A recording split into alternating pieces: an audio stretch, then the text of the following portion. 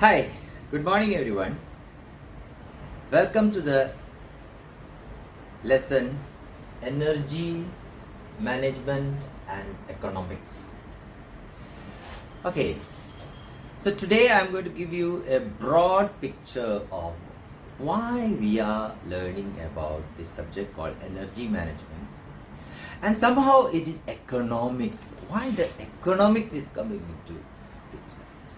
Let me start with the global picture. Okay, we have this environmental pollution problem due to which the global warming is an issue, and we have several means of mitigating it.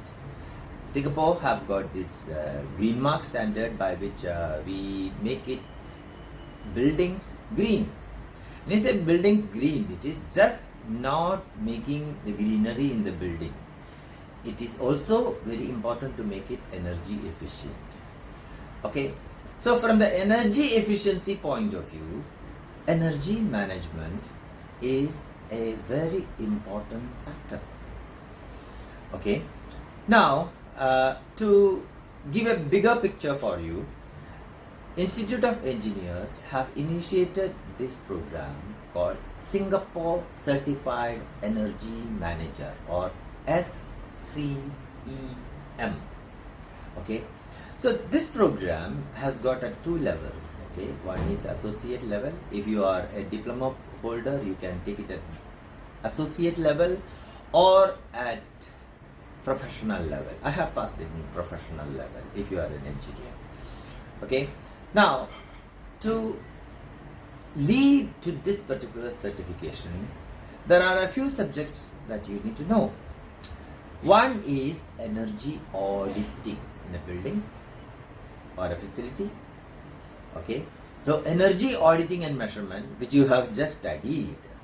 And the next one is energy management and economics, which I am going to teach you now. Okay, there are other subjects like motor driven system, building envelope, air conditioning, EME, and other subjects. Okay, so let us focus in this particular subject called energy management and economics. Okay, now where is the economics comes into? Okay, let me explain to you that aspect. Everybody knows energy is to be saved, energy is to be saved. So how do you save energy?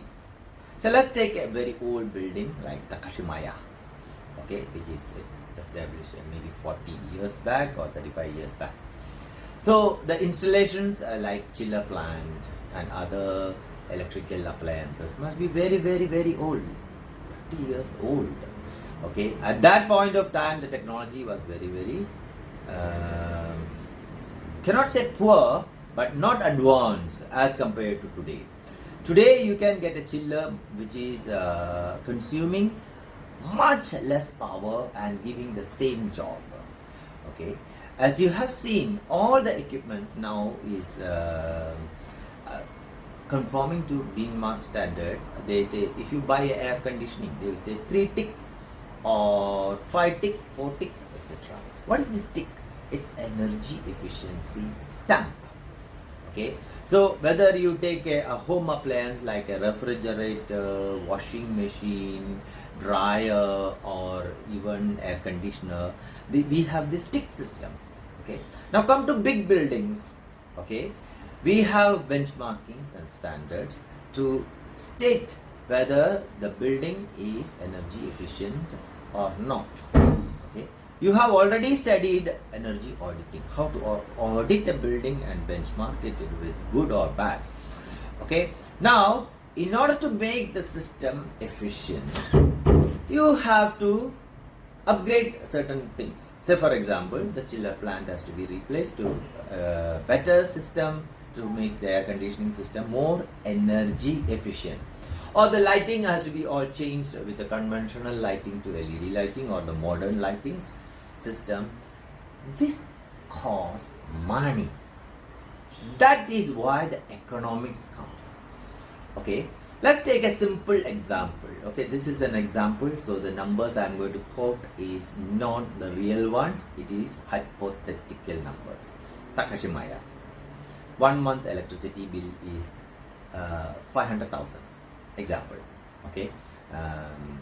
And the chiller plant is very, very old, 25 years old. Modern technology, if you install a new chiller system, we can reduce up to 50%. That means the bill will come $250,000. $250,000 a month saving. Can you imagine? So what we have to do? We have to change the chiller plant. Chiller plant. How big is the chiller plant? Maybe 4 to 6 chillers in a chiller plant, and one chiller is going to cost you $1 million. So this project is going to be at least $5 to $6 million project. And you are going to save money in the future. So today you invest and tomorrow you yield the money. So what is the earnings that you are likely to make it in future? Compare that value. What is the value of that in the present context, today's number? Is it 6 million? If your saving is much more than what you invest, it is a wise investment. But if you invest in a big equipment and it doesn't yield a saving or a benefit in future, then it is a bad investment. So the economics comes into this subject, because you are going to calculate, okay, you are going to replace certain equipment and this is going to be the cost as on today, and the rewards are going to be reaped in the future, and future I am going to save money. Okay, so the future savings that is going to come in is to be compared with the present investment, and we have to make decisions whether this investment is good enough or there are other alternatives. Okay, so this is where the energy management is getting linked to economics. I hope you got a clear understanding of the title Energy Management and Economics.